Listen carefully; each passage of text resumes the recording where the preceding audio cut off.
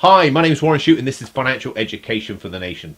I just want to take a few moments, not a long video today, but just talk about the Paradise Papers. Something very topical which is in the news, and I just wanted to give you my opinion on what I understand from what's been going on in the news. So there are three things that I hear that has happened. The first one is the offshore investing, brought to light potentially by the Queen. The second thing is around trust and the use of trusts. And the third thing was the tax evasion, illegally avoiding rightful taxes in the UK. It's a highly emotional subject and opinionated, so I'll stick to the facts and what I know and tell you what I think. So offshore investing. Offshore investing is something that many financial advisors in the UK and around the world do. It's not because we want to avoid tax. It's purely because there are funds that we can access in countries like Dublin or possibly the Cayman Islands or something like that that are more suitable or appropriate for our clients. But as long as the client is a UK resident and the income is declared on the tax return and the gains are declared, there's taxes paid in the UK. So there's no massive advantage of holding the fund in Dublin versus the UK, other than sometimes the charges on these funds can be lower. So that's one of the reasons why we might do it. But we've got to make sure that we differentiate between people legitimate and legally holding a fund in Dublin, for example, and declaring income and gains, and someone holding a fund in some other country and forgetting it's there and never declaring the income and gains. There are right ways and wrong ways of doing everything. Same with the Isle of Man. So one of the products that is available to most, or I'd say all UK investors, is an offshore bond. An offshore bond is purely a bond or investment wrapper that's held in an offshore jurisdiction, typically the Isle of Man, for example, and it allows the fund to grow without any tax being paid. But all you're simply doing is deferring the payment of the tax, because when the fund is in cash and brought back into the UK, you'll then pay the tax on it. And obviously the fund should be a lot higher then, the tax receipt should be a lot larger. But this thing is called gross roll-up. So you're allowing the fund to grow every single year without any tax. There's no tax drag on it, so it helps the investment grow quicker. So that's another thing which is available to UK people. It's not really tax avoidance or evasion, it's just tax planning.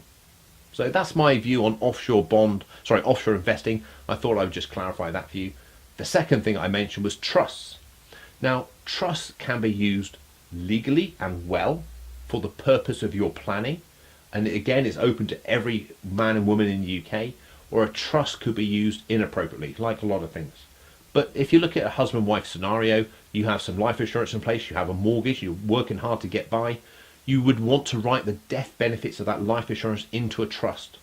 And the reason you'd want to do that is because you then don't have to wait for probate to be granted to claim on those proceeds so we can pay the mortgage down. So probate is the process that has to go through on a death of most estates, and it can take anything from, say, 4 to 6 weeks to years sometimes if it's a very complex estate. So having the ability to pull on that life insurance proceeds and pay that mortgage off within a matter of days, as opposed to a matter of weeks or possibly months, is a very attractive process, and there's no avoidance or evasion going on here. The second time you might use a trust is a everyday person in the UK, which you might have an asset, a particular asset, and you want to specifically go to somebody, but maybe they're not at the right age to receive it yet. Maybe they're not settled in a relationship and you're concerned if that relationship breaks down, or maybe they're just not appropriate for them to have it.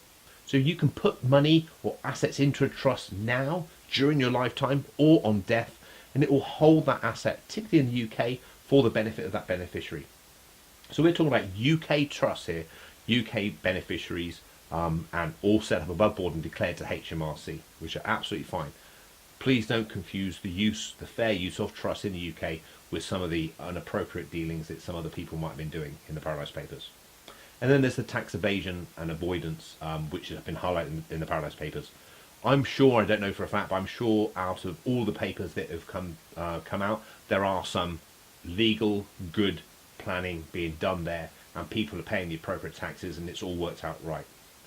There are some people who have taken this to the wrong way and are inappropriately using this planning method, the protect yourself companies and the trust, to avoid tax and evade their tax payments.